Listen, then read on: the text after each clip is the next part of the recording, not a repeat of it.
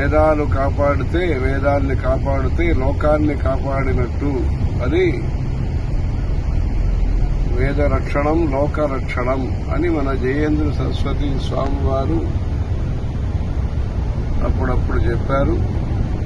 ఈ వేదాల్ని కాపాడటం కోసమే ఒక కుటుంబం నుంచి, అంటే వేదాధ్యయనం చేయవలసిన కుటుంబం నుంచి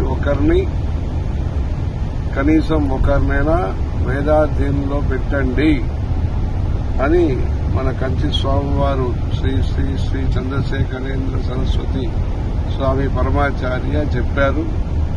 అందుకని ఆదరణ, ఆసక్తి, ఆచారము అన్నీ కలిసి దీనికి ఉండే వేదాధ్యయనం పరంపరలో వస్తున్న కుటుంబాలు సకాలంలో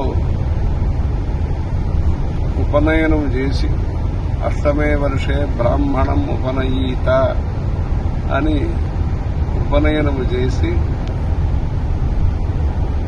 నిత్య కర్మానుష్ఠానము అగ్ని ఉపాసన చేస్తూ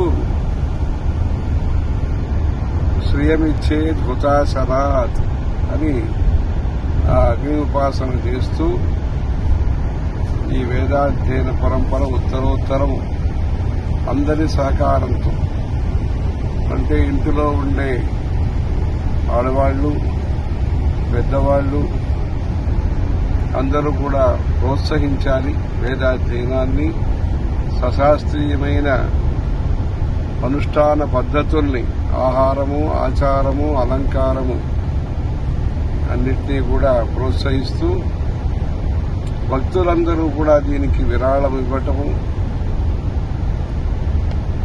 సమర్థన అంటే మంచి అనుకూల ప్రవర్తనగా ఉండి ఆ వేదం ద్వారా ఈ లోకాన్ని కాపాడి అందరికీ శ్రేయస్సు కలగాలని కంచి కామాక్షమ్మ వారిని, శ్రీ చంద్రమౌళీశ్వర స్వామి వారిని ప్రార్థిస్తున్నాము.